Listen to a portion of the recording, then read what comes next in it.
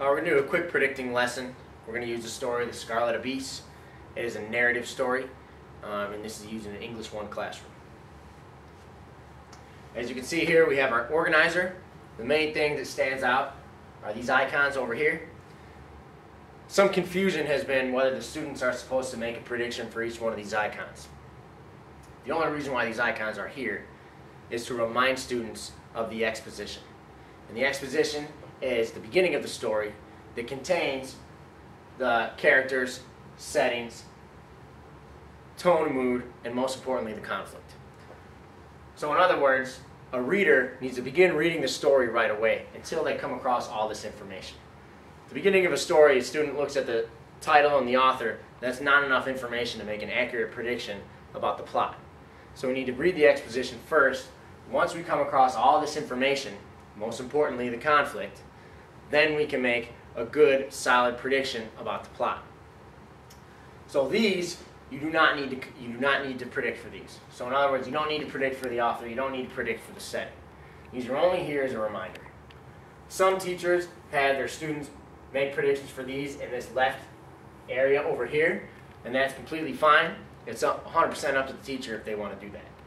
But the first thing that should be on these lines is your prediction after you read the exposition. Once you make your first prediction, you want to read and monitor that prediction. And there's 3 ways we can monitor a prediction. We can enhance it, meaning we're adding to it. We can adjust it, meaning we're changing part of it.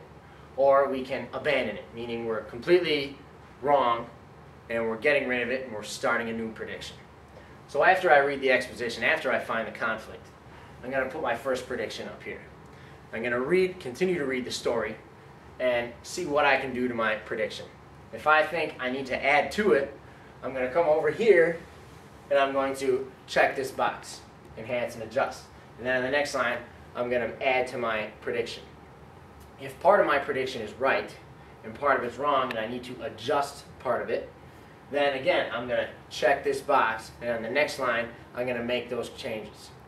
Now, if I make a prediction and I'm totally off base and it's completely wrong, I'm going to abandon my prediction. In that case, I'm not going to check one of these boxes, and I'm going to make a completely new one. Down here is for anything that's unexpected. This is for something that happens that completely throws your whole line of thinking off. This sometimes might not be used at all. Sometimes it might be used sparingly.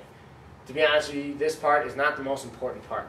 The most important part is the students being able to make predictions and monitoring their predictions. When they do this, it forces students to be completely engaged in the reading. It forces them to hold their thinking and be focused in on the key points. So they're not thinking about whatever else they want while they're reading. On these lines, you only want to have written predictions. This is not a summary. You don't want to write what happens. You only want to write what you think will happen next. And if you need to see a closer view of this, the documents will be attached, so you'll be able to download these. This is an example of what I did for the Scarlet Ibis. Everything's color coordinated. The top, everything, all these red predictions, this is one line of thought. All these blue predictions is another line of thought, and the green ones is another line of thought. For example, in these red ones, I predicted that the narrator will keep trying to teach his brother Doodle to do some physical things such as walking and running, because Doodle has some physical handicaps that don't allow him to do that. What I did was here, I kept reading and I want to adjust my prediction. Right? So I'm on the right track, but I want to make some changes.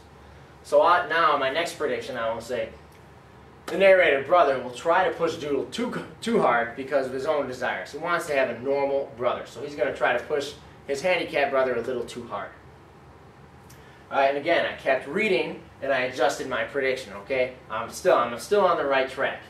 So my next prediction was, brother will make Doodle feel bad, so he will work harder. Alright, and again, I kept reading, and I'm going to adjust my prediction again, and I said Doodle's sickness will be exacerbated by brother's training. Alright, and then you see here I skipped a line, because the story kind of took a turn, it changed a little bit, and I made a completely new prediction. The story started talking about this bird that came in the front yard. So I predicted here, I said the bird is dying, I adjusted it, and I said Doodle will bury the Scarlet Ibis in his yard. Alright, and then as you can see again, I did that for the green. So for every new line of thought that I made, I have a color coordinate. Again, I didn't write anything that happened because I only want to write my predictions.